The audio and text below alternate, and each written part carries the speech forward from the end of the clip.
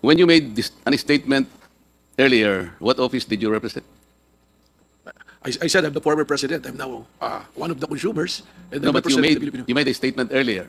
I was asked by the committee to make a statement regarding Yes. my experience as the previous president of the National Transmission Corporation, So you were with Transco at the time. 2017 until 2022.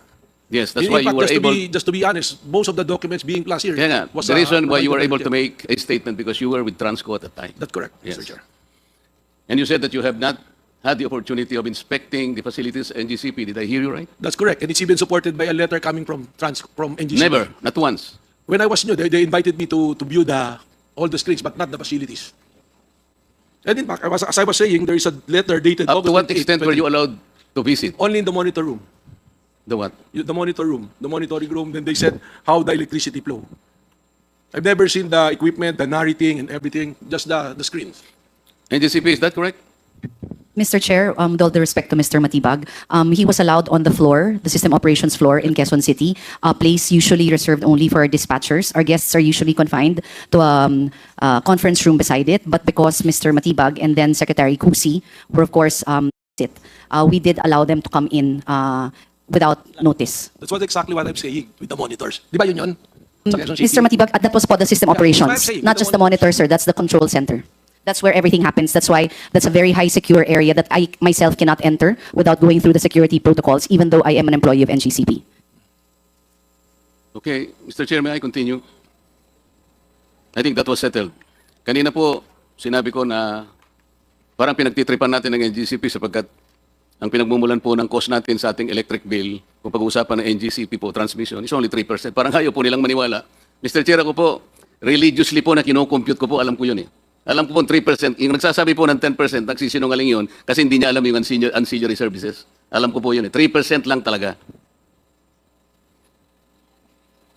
Madam ARC, may I continue with you, please? Is the high cost of electricity attributable alone to NGCP? Not alone, Mr. Chair. Not alone. Thank you, because there are a lot of things and factors that must be considered. Is it correct to assume that there was an ERC resolution some time ago where you set the return on equity for distribution at 13.65%? Mr. Chair, I do not recall that particular, because there's a different percentage governing the distribution utilities po. Suppose I show to you that particular resolution before this day ends, na 13.65%. What will be the penalty that you should owe this committee? Meron po eh. Huwag po niyo sabihin hindi. You set, nasa resolution po ninyo eh. 13.65%.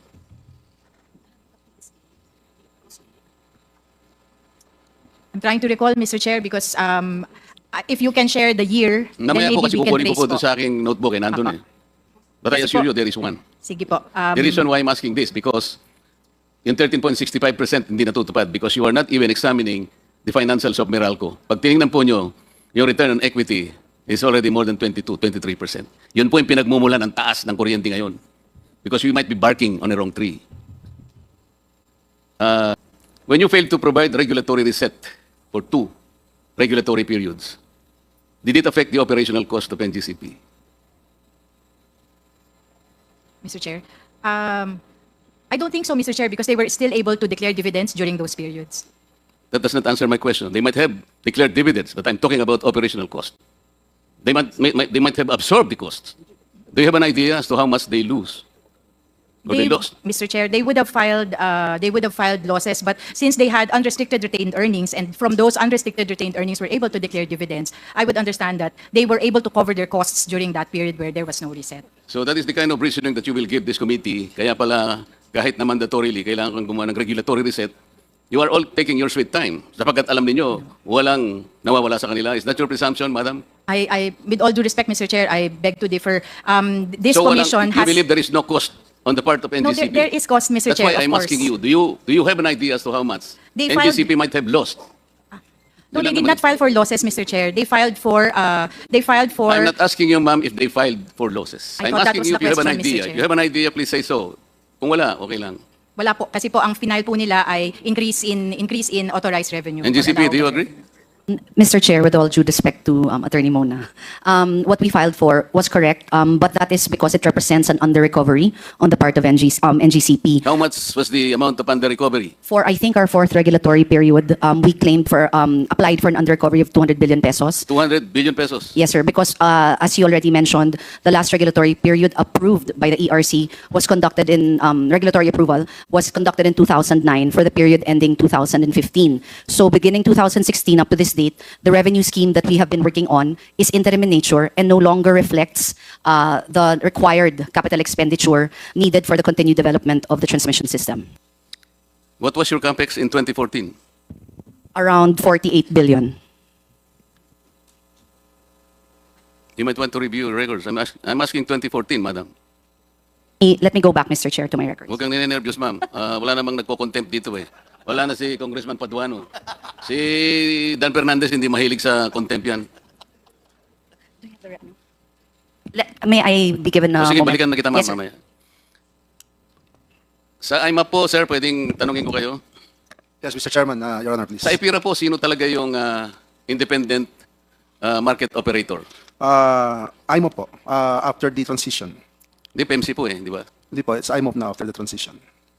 Nagsimula po kasi yun, nung magkaroon ng AGMO, PMC po. Admo nga po yun, pero Opo. PMC dati yun. Opo, then nag-transition po to the IMO, which is now IMOP. And the transition happened 2018 po. 2018. Afterwards, you registered IMAP in the Securities and Exchange Commission.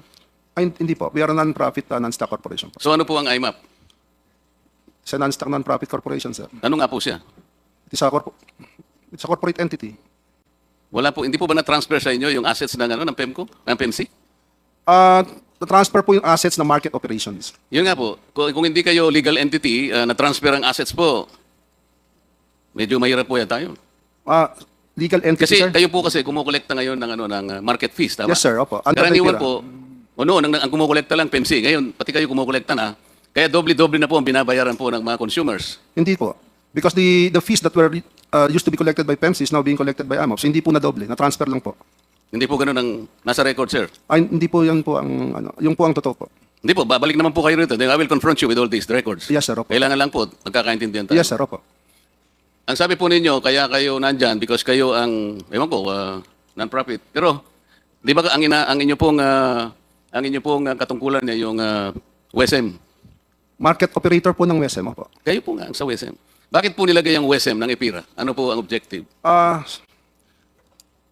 Because before the IPIRA, o before the WSM, di po ba lahat ng pagmimili ng O nga po, kuryente? ba't po tayo nagkaroon ng WSM? Sa akin pong pagkakaunawa, yung kaya po tayo nagkaroon ng WSM to allow flexibility in contracting para po may source ng kuryente kung walang kontrata and para maging balancing market po siya. Kung sakaling- Makakatulong po sa pagpapababa ng ating elektrisidad. Opo. Pag binasa nyo po yung konteksto ng IPIRA. Opo, sir. Pero hindi po ganun na nangyayari. Meron po kayong pinakamataas, yung cap po ninyo is 32 pesos per kilowatt hour. Umaabot po tayo doon, tama o hindi?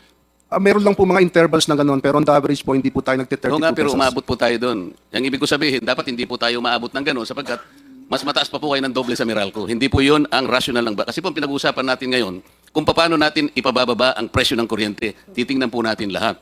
Opo, sir. Yung 32 pesos po is the offer cap allowed by ERC in the meantime. Pero, Present. ibig sabihin, hindi po dapat umabot doon. Kaya nga nandyan po kayo eh. Yes, sir. Hindi naman Sino po po, yung nag-o-audit ng WSM? ERC po. Tama po. Anong pangalan po ng auditor? Yung iba-iba po yan eh. So yung pinakahuli po, Reyes Takandong po yung auditor po Hindi natin. po, ang sinasabi ko, Mr. Representative from IMAP, di po ba magbebenta yung generation company? Tapos ililista nyo. Sino yung nag-o-audit nung paano nyo may babato ng ganitong presyo, yung mga ganon? Meron Hindi po ba sinusunod nyo ay algorithm lang? Meron po tayong system, opo. Yun po, the system of algorithm. You may say that. Yun po ang problema natin kung sinong nag-o-audit ng algorithm, Madam ERC. Dapat po tingnan ninyo ito sapagkat dito po sumisirit ang presyo ng electricity. Panay NGCP na lang po kasi tinitingnan natin. Nakakahalata na po kami. Transco, Madam, sabi po nyo kanina, hindi po kayo nakakapag-visit sa facilities ng NGCP na para bang itinatago sa inyo. Kayo naman ang may-ari. Hindi man lang kayo pinapayagang makarating doon. Sinabi po nyo kanina, di ba? Mr. Chair, I believe I did not say that. Si ikaw naman yata kaibigan na nagsabi. Ikaw Yes. In fact, there's a letter from NGCP. And let me read from the letter. NGC replied on our request to do audit and visit. They replied August 28. We reiterate our opposition to the performance asset and audit for lack of legal basis. Therefore, we regret to inform your office that NGCP cannot accede to the planned pilot audit. And let me answer, in relation to that, yung ginawa po namin at Attorney Mucha na pumunta ron, you very well know that is only ceremonial. Dinala kami ron ng secretary para mag-picture taking. Yun lang po yun. Thank you very much, Attorney. Was that, please proceed. You still have 1 minute, Honorable Marcoleta. Bigyan By mo one naman ako minute. ng kahit 3 minutes lang, sir. Opo. Meron pong concession agreement, Mr. Chair, na nandun po, annually. Pwede pong mag-inspection po kayo ng books and the facilities sa NGCP. Did you not see that, madam? We know of that provision, Mr. Chair. You know that provision, but you did not take advantage of that provision. Nandun po yun, hindi po pwedeng hindi sila Mr. pumayag. Chair, as mentioned earlier po, we have that TR flat with PISAM, and part of the TR flat, or that's the transmission regulatory, yung TRFLA stand for several areas.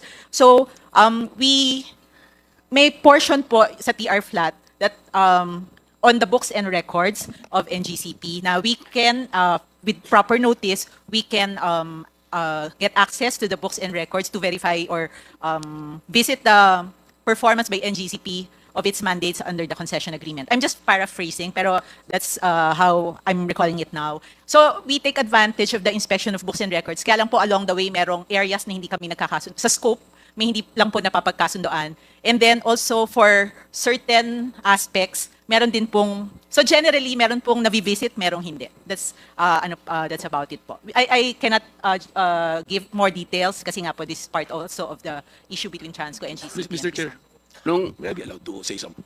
Nung ang Transco po ang humahawak pa ng ating transmission, can you honestly say that transmission cost is cheaper? Mr. Chair, I think they are not directly comparable in that sense kasi po ngayon, ang denominator po sa transmission cost is the demand Madam, for energy. So kung This committee will be the one to judge whether it's comparable or not. in terms of You just have to answer my numerical question. number, I believe nasa mga 6, yung 45 centavos ngayon, before was maybe at 60 centavos if I'm not Mas mistaken. matas kayo, di ba, ma'am? Okay. During your time, can you safely say that there are fewer brownouts as compared today when NGCP is the one handling the transmission? I Mas cannot marami po recall kayong brownout, ma'am. Ako nasasagot. wala sa'yo. pong ng records. ERC, ma'am. If we will have more connections that will become, or if we will have more communities that will become contestable markets, we will have the chance of lower electricity. Correct? Tama po, Mr. Chair. Ibig sabihin natin, palalaganapin natin yung retail competition and open access para Tama. bumaba po. Nandun po. Apo. If aggregations is maximized in communities, electricity will be further reduced. Tama Yes, po, ma'am. Mr. Chair. If we remove the 12% VAT in electricity, we can lower electricity further. Tama, ma'am? Immediately. Mr. Immediately and significantly. If we remove the excise tax in fuel, which feed the generation system, especially the backload, will certainly lower our electricity, madam. Tama. DOE. Yes, ma'am. Madam DOE, considering ang ating pong mga fuel ngayon are more or less imported, yung pong nagme-maintain ng ating base load, coal and petroleum, hindi natin mapapababa ang kuryente. LNG is also imported. Tama po? Yes, Mr. Chair. Okay. Last 1 minute of your 3-minute extension. Because we gave you the 3 minutes because you're the senior citizen. Madam DOE representative, if we remove the cross-ownership provision in the EPIRA, we can rationalize better the price of electricity eventually. Kasi mapipilitan silang bumili doon sa hindi nila kamag-anak o hindi nila kaibigan. Tama, ma'am? Makakatulong. The cross-ownership prohibition. Where the distributor kasi, part owner siya nung generation, kaya napipilitan doon sa bibili kahit mahal yun eh. Pero kung walang cross-ownership, at palalaganapin natin yung competitive selection process as if it is open and public, bababa ang kuryente, ma'am. I assume. Oh, yes daw, Mr. Chair. Philippine Competition Commission. Last question. Yes, yes, sir. Kasi po, ma'am, baka kala nyo hindi kayo kasali rito eh. Is NGCP violating any anti-competition or market behavior or whatever? Mr. Chair po, with regards to having a single franchise owner, we note naman po that that is not uncommon in the energy transmission. But for markets like this where you have a single franchise owner, strict compliance po with regulation is key for that. Parang hindi mo sinagot, ma'am. Eh. Thank you. Baka gusto mong, walang violation, di ba? Mr. Chair, I'm not privy to any violations. Okay. P. Mr. Chair. You're the OIC for liaison. Legislative liaison. That's your position? Yes po. Asan yung boss mo? Due to recent personnel movements po, ako po talaga yung... In the next hearing, we will call for your boss on this particular issue. Thank you very much, Honorable Marcoleta, for your extension, which is given only to senior citizens.